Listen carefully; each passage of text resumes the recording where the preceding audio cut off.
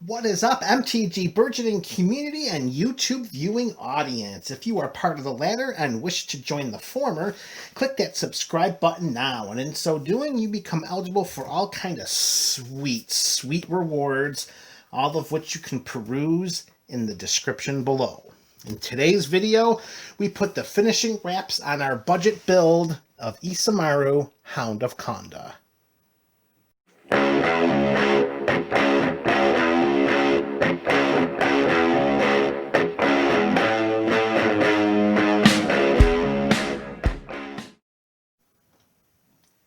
What is up, MTG Burgeoning fans? Here we are, and we are about to conclude our budget series of building Isamaru Hound of Konda EDH Commander deck. We did a budget build over the last few videos of this series.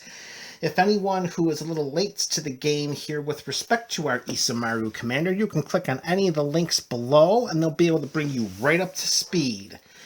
And in today's video, we're going to let the viewing audience know that we play-tested Isamaru Hound of Konda against a couple of decks, and you can go to the tappedout.net page to see some very in-depth descriptions as to how that deck performed. And it being a budget build, I will admit that I was satisfied with its performance. We posted a 2-2 record against a couple of pretty good decks.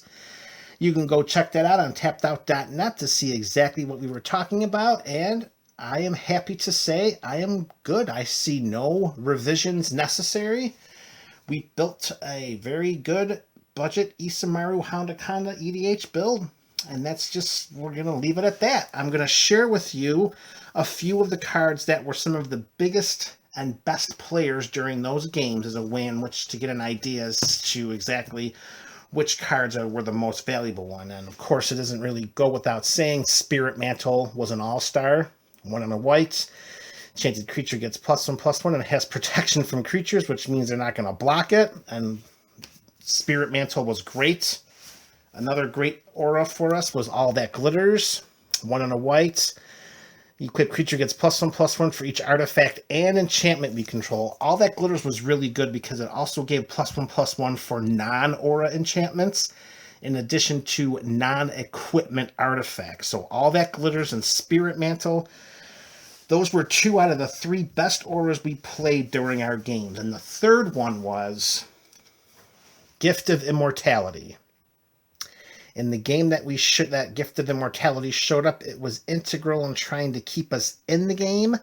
We did the best we could with slowing down our opponent. I mean, in the end, we succumbed, but having Gift of Immortality enchanted to Isamaru, Hound of Konda, and then blocking, and then returning Isamaru to the battlefield, and then putting Gift of Immortality back onto Isamaru, it allowed us to create this loop of defensive stalwart that just gave out over time. But those were the 3 auras that performed the best over those 4 games.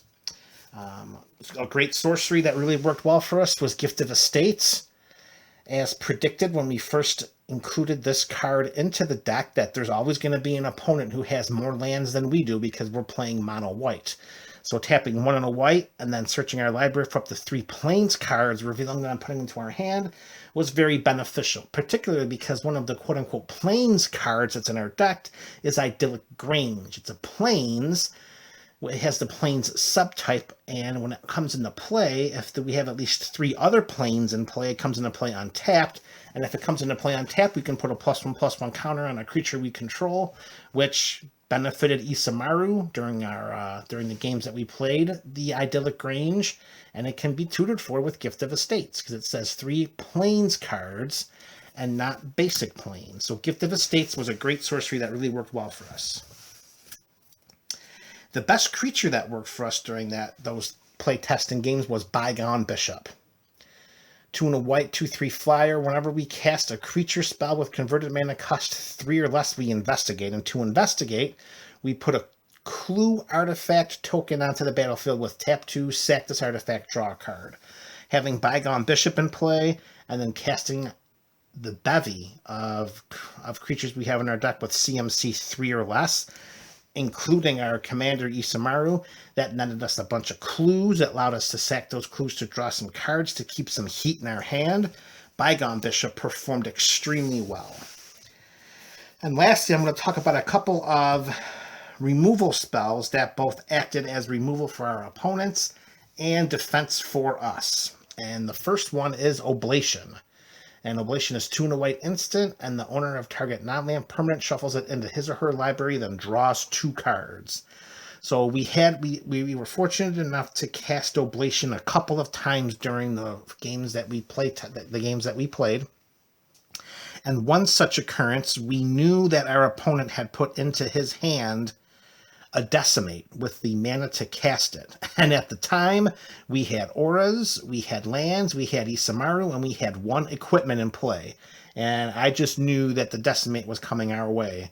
So before he was able to cast that, we casted Oblation, shuffling I think it was Haunted Cloak, back into our library, drawing us 2 cards, thereby nullifying the ability of the opponent to cast Decimate, targeting us, because there were no other artifacts on the battlefield at that time, surprisingly. So Oblation worked out very well. I was able to also tuck a couple of other things too. You can read that in the description over at tappedout.net. And the other removal spell that worked out very well for us, that was Unexpectedly Absent.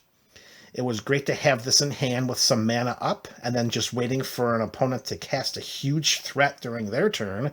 That end of turn, we just tucked that on the top of their library under X number of cards, and then we were able to swing in for the victory. And one such occurrence took place when our opponent tapped out to cast Gisela, Blade of Gold Knight, and then end of turn, we put Gisela back on top of the opponent's library, 2 cards from the top. Unexpectedly Absent was an expected delight.